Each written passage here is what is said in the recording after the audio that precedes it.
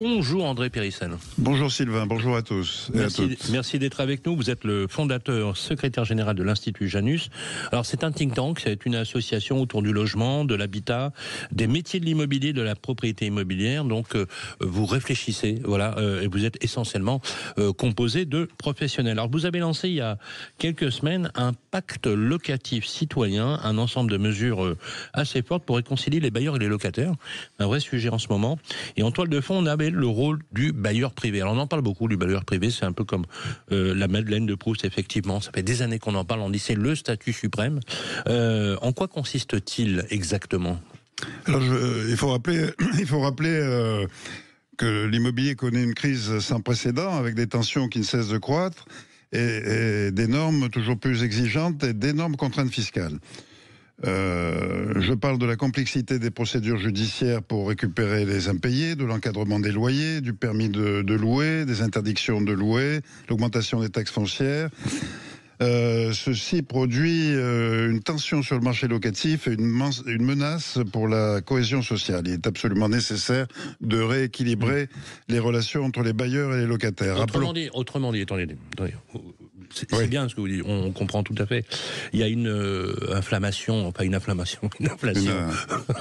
Ça s'enflamme en tout cas. Il y a une inflation normative qui pèse beaucoup sur les propriétaires qui sont matraqués, on va dire les choses comme ça, pour bien synthétiser. Vous attendez quoi exactement qu'on arrête de matraquer les propriétaires et qu'on essaie d'équilibrer la relation locataire-propriétaire ? Exactement. Donc l'idée qui est dans l'air, c'est le statut du bailleur privé. Mais le statut du bailleur privé, c'est un peu un catalogue de mesures fiscales. Et pour nous, il n'y a pas que la fiscalité qui est importante à modifier. Il y a les relations avec les locataires, et entre les locataires et les bailleurs.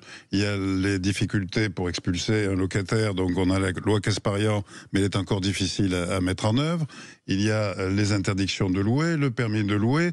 Il s'est accumulé une couche de contraintes pour les propriétaires bailleurs qui fait qu'on arrive à un moment où l'investissement locatif est bloqué. L'investissement n'est plus rentable. Et on a un problème de rentabilité. Plus suffisamment rentable. À l'heure où le marché locatif, aujourd'hui, a été divisé par deux, parce qu'aujourd'hui, c'est une horreur de ne pas se loger en dehors des contraintes et des contingences financières, c'est un drame social dans ce pays. Les gens n'arrivent pas à se loger, Exactement. Les jeunes ne peuvent pas faire leurs études, les jeunes actifs n'arrivent pas à signer leur contrat de travail parce qu'ils peuvent pas venir vivre dans les grandes agglomérations. En quelques mots, rapidement, pour qu'on comprenne. Le statut du bailleur privé, c'est quoi ? La grande mesure, on appelle ça l'amortissement généralisé, personne physique, personne morale. Autrement dit, société civile immobilière ou personne qui détienne un bien. C'est quoi exactement l'amortissement ? Alors l'amortissement, c'est sur 80% du prix d'achat des frais et des travaux, c'est d'amortir 4% par an sur 20 ans. Ou 5% dans le cadre de loyer conventionné. Donc c'est la grosse mesure qui est dans les tuyaux, on va dire, et qui est soutenue par les associations professionnelles, l'association de propriétaires, l'ANACOFI et évidemment l'Institut Janus depuis de nombreuses années. On prend un exemple ? Oui. J'ai 200, j'amortis 4% chaque année, donc je déduis une partie de la valeur, c'est bien ça ? C'est ça. Et donc du coup, j'ai un peu de pouvoir d'achat propriétaire. C'est ça. D'accord.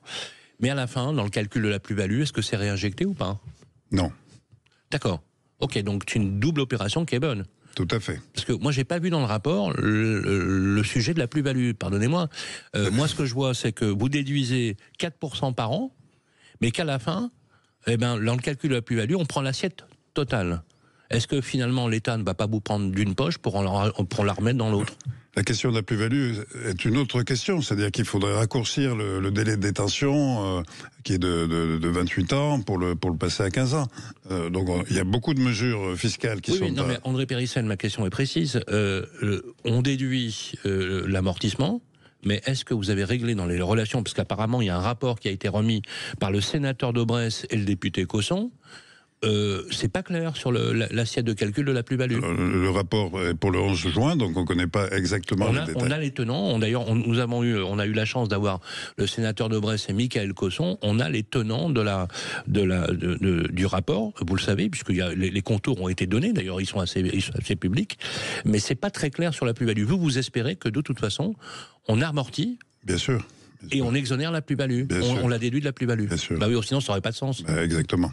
Alors justement, vous parlez des relations propriétaires-locataires. À l'heure où on encadre les loyers, où effectivement on parle du permis de louer, toutes ces mesures, elles sont pas venues n'importe comment. Pourquoi on a fait ces mesures? Est-ce qu'il n'y a pas aussi dans le marché locatif privé eu peut-être des abus, voilà, des exagérations, où on a peut-être pensé que le fait de placer sur le marché locatif privé, autorisait toutes les dérives possibles. Est-ce que quelque part, vous avez fait de toutes ces contraintes peut-être une arme, justement, pour mieux valoriser vos actifs? Quelle est la position que vous avez? Alors, des abus, il y en a toujours, parce qu'il y a un marché parallèle, les loyers sont encadrés, il y a un marché parallèle de particulier à particulier qui fait qu'on contourne. Mais le vrai sujet... des abus, il y en a toujours. Vous êtes administrateur de biens, je vous connais depuis plus de 30 ans. Vous faites un excellent travail, vous avez un groupe qui est très connu à Paris. On voit bien que le vrai sujet, c'est les relations entre particuliers. Vous ne louerez jamais une passoire thermique.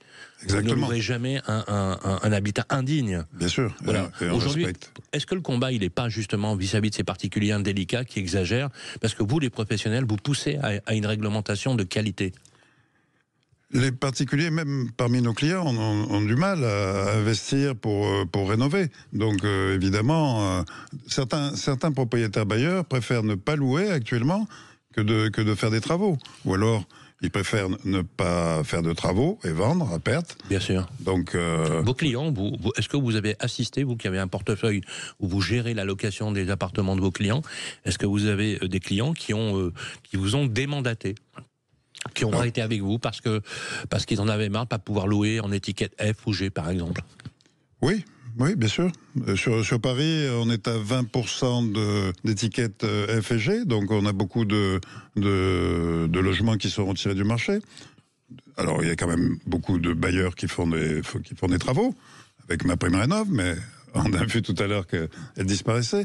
La politique du gouvernement est assez illisible, parce que on augmente les droits de mutation, on vante la prime rénov' et maintenant on la suspend.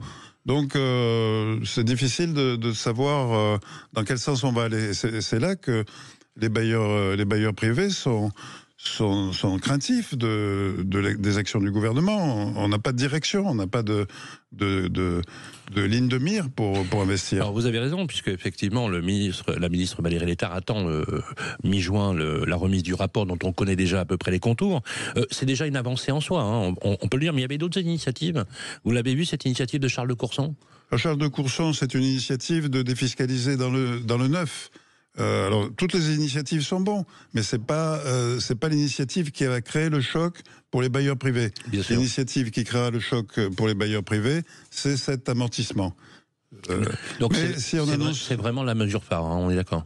Oui, c'est ce que tout le monde préconise. Mais si on annonce un amortissement pour 2026, les investisseurs vont rester dans l'attente. Donc il faut aussi travailler sur le DPE.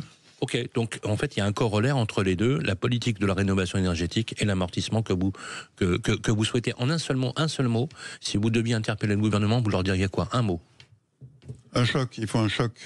Un choc pour relancer le marché locatif privé. Voilà, merci beaucoup André Périssel. Je rappelle que vous êtes le cofondateur et secrétaire général de l'Institut Janus. Merci d'être venu sur le plateau.